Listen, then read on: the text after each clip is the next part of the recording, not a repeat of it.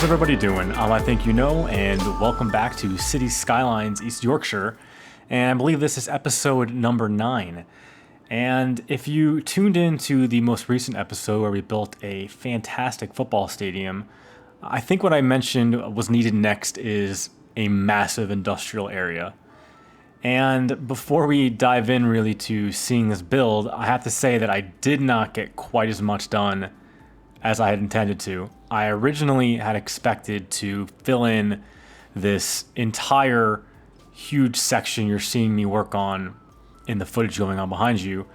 And initially I started out to build two sides to this industrial area. One being what you're seeing now, which is a large corporate campus fit with both factories and more office style buildings. And this is modeled after the company that I worked for when I was working over in Hull. So definitely an area of the city that's important to me.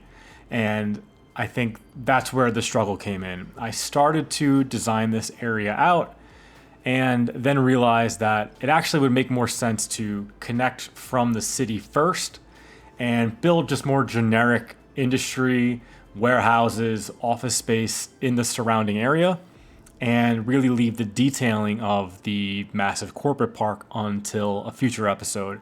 So I will hope to get back to this area relatively soon, but you're seeing a decent amount of it built here. I've laid down one of those large vanilla warehouses from the Industries DLC, and then just kind of spliced in a factory, some warehouses, and now throwing in a place where everyone can enjoy their lunch.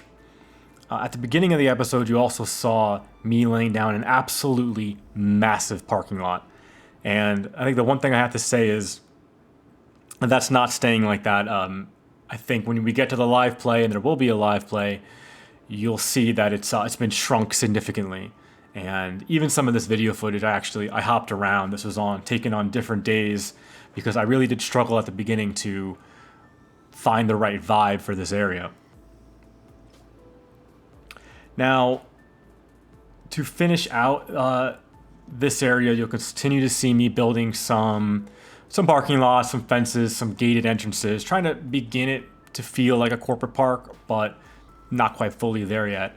For the southern half of the city, though, however, in a previous episode, we had built on the south side of the main bridge coming out of the east part of the city, we had built the car dealership, a smaller amount of industry.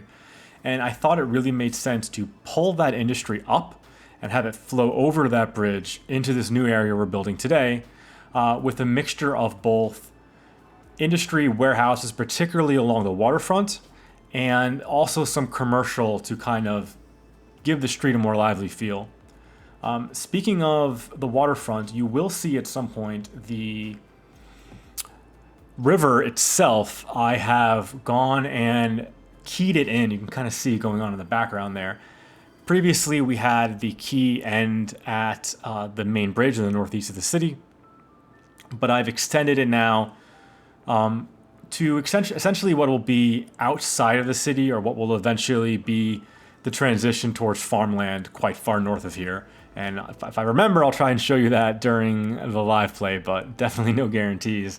I'll probably be recording these on different days. I wanted to put this part in particular because one of my fantastic viewers, one of my subscribers, said there's a great abandoned factory as a vanilla asset. And I've actually used that asset before in my New York build.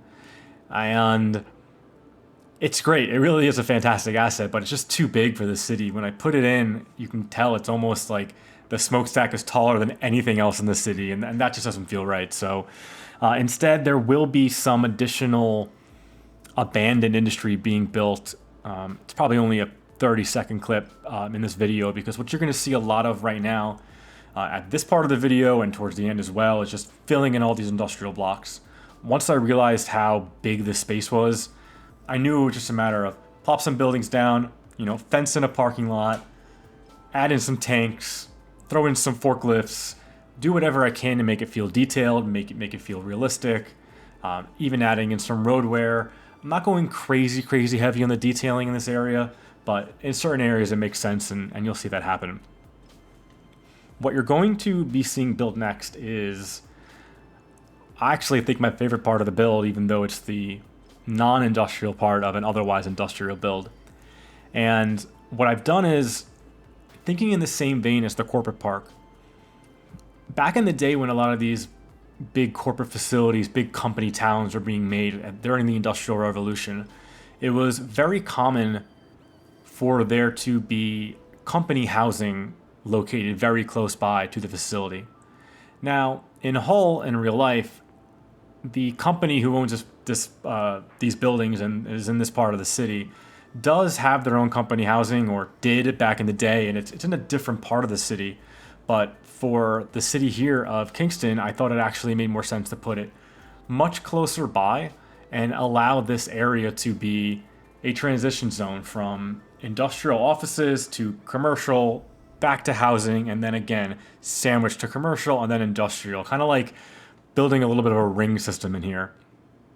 And I've kind of gone back to the same idea I had in the previous episode of building a library. So I chose different Victorian houses this time, but found a couple that I like, alternated them in a non-standard pattern, drew in some fences, threw down some props, and then what you're going to see me do is copy this group of buildings over and over again around this area. And behind the houses, you'll see I've put in these sort of those really nice pedestrian paths that are on the workshop. And a feature that's really common in a lot of UK cities, but is particularly noteworthy in Hull, is what they refer to as a 10-foot. I think Americans would better know it as an alley. And it's essentially a pedestrianized, narrow strip of walkable or cyclable land in between rows of houses. This part of Hull in real life doesn't really quite feature too many of them. You kind of see them more in the older developments just outside the city center. But we'll definitely be using that technique a lot more frequently going forward. To the point where I'm not even quite sure I should be calling what I've built here a 10-foot, but I'm definitely using that as inspiration. And I hope to implement that idea much more often in the future. But when we do get to the live play, I will show you that path, and everyone's taking it. They come over the main bridge in the city and they hop right on that path, and they're going to all the offices and industrial areas around here. What I've ended up with is, well, what I started with really was that really high orange slider, which I think I mentioned at the end of the last episode, which is why I wanted to get to it today. But honestly, I went overboard. I put in a lot of these warehouses, they take 100, 150 workers. So I think this entire area has maybe 1,000 jobs in it. And definitely with only 6,000 and change citizens right now, it is definitely not enough to fill all those jobs. So a lot of them are screaming for people. So people will be what I focus on building in the next episode, which will, hopefully be a couple weeks from now at the very latest. And I haven't quite decided yet where I'm going to be building these more residential areas, but I'm really wanting to continue to expand the city outwards. Or we're moving at a really nice clip now, and I want to just keep that going. So if you have any suggestions for where you would like to see the next part of the city be built, please throw that down in the comments. And since we're approaching halfway in the video, I will also please ask, if you haven't already, to hit like and subscribe to the channel if you're not a subscriber already. I've been really happy with the way things are growing here, and I hope you're enjoying it as well. I'm definitely loving this new narration style. It just saves me so much time, and I love just getting to watch back the footage here and talk directly to you. What you're seeing in the very foreground of the shot, I actually cut a lot of that footage out with some additional industrial parts that are abutting the shoreline of the river right against the quay. And I cut that footage out because the video was running a little bit long. I didn't really want to. I try to keep mine under 20 minutes or right around there. I don't really want to be putting out 25 or 30 minute long videos. But I will try to show that area in the live play, even though it's not particularly exceptional. I may come back to it later and dial it up a little bit more, but I think it does fine for now. Even threw in some vanilla industrial assets because I think some of the best assets in the game that are vanilla are the industrial assets, whether it's the Industries pack with the really nice warehouses and factories, or it's just the basic buildings. I think the color tones in them are a lot nicer, and I think they blend into cities really well. So here's what I mean again by what I'm calling the 10-foot here, where this path is directly in between those rows of houses. And I just kind of snuck this extra road in there. I'm a little concerned about how many intersections I have on the main diagonal road leading out of the city center, but I did off camera kind of play around, threw in some barriers, limited some streets to only go to one side of the road, and I think overall it'll work okay. For this little bit of land in between, I struggled here for a bit because I really didn't want to do more industry here. It's too close to the houses, and I kind of ended up throwing in a mix of both commercial buildings, which is that white building on the end, I believe. I think that's commercial. Maybe it is an office, actually. But then I threw in just some garages, a curry house, some abandoned shops. My vision here really is that these Victorian homes, even though they are close to the city center and near a lot of jobs means there's a lot of traffic, a lot of trucks, a lot of pollution. So these are buildings that may have been really nice at one point, but aren't quite so nice anymore. So I don't really mind kind of letting the area around here look a little feral and a little unfinished. Moving on now to the southern half of this industrial area. So again, I really wanted to fill in the area just north of the main road. I have thrown in some additional road layouts here, and I've actually been considering doing an entire episode of just infrastructure, road build out, train build out, transport lines, maybe things like that. Let me know if you'd like to see that, if you think it's a decent idea. I know a lot of other creators kind of do their entire road network, or most of it at least, in advance, and they'll tweak it later, but I do kind of feel bad when I zoom out and there's nothing outside of what's been built. And what's been built is, getting to be substantial, but I'd like there to be more to see, more to look at and imagine what the future could be. On this plot of land here, just put in a BP gas station, which actually has like a little car wash in it. So I made a back entrance and gonna let the cars won't actually use it or flow through there, but I think that's a nice detail, a nice feature. And again, just layered in the rest of this road with commercial buildings, letting them be the buffer between the industrial buildings and the houses. And I probably haven't let the sim run as much as I should, but I am interested to see if any of these buildings throw any health concerns, or if the citizens start complaining at all. Now, I think the houses, like as I said, were my favorite part of the build, but this might be my favorite square in particular. When I looked at the map at Hull for some inspiration, I noticed that there's a lot of what appear to be fairly heavy industry. So a lot of tanks and pipes, and I don't know if they're doing petrochemical work or just any chemical work in general, but I ended up putting down these tanks, and I thought, well, what if they're like connected to like an underground filling, underground tanks, underground distribution. It's not just what you see above ground. Maybe they've dug a little bit under there as well. Although I'm not really sure how much digging you want to be doing next to a riverbank, but I still thought this looked pretty nice. Just something a little different, a little bit of detail to throw in. I have played with these pipes before in my New York build, and I think they're really flexible, and just kind of weave them within each other and then kind of put them directly into the building. So something's going on in that building feeding these pipes, and I really think the look works for the build. And behind that, again, just can't put too much industrial next to the houses. So this is an Iceland supermarket. I don't even know if calling it a supermarket is appropriate. I only think I ever went into the Iceland a couple times, and I did live near one while I was there. But I don't think anything like this exists in the US, which is why I found it very unique. There are a lot of unique store concepts in the UK. Argos in particular freaked me out when I first moved there, which is a catalog store, which used to exist in the US, but hasn't for a very long time. And Iceland is a supermarket that sells only frozen food, or predominantly only frozen food.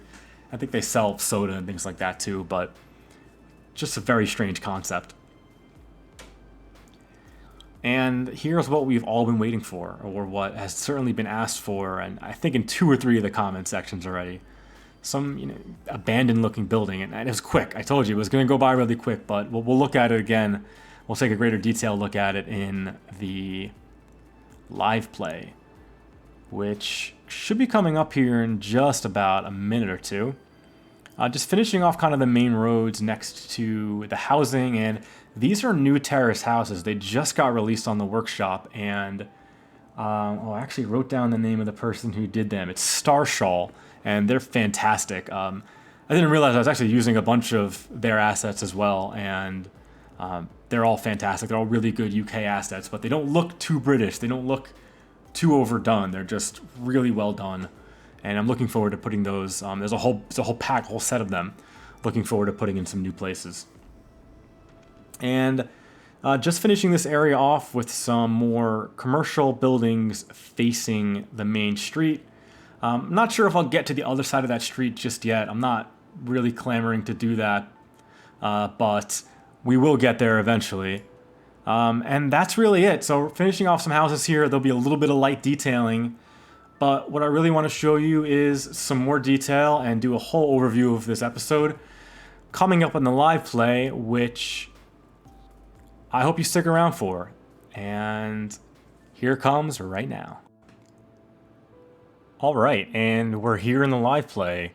And the first thing I want to say is I apologize if you hear any strange noises in the background. My heat decided to kick on right as I went to record this, so I figured, I'll wait a little bit, but it just keeps on going. So you got to press through. I have other things to do tonight for sure. But here it is. For right now, just focusing here on the main industrial and residential part of this build.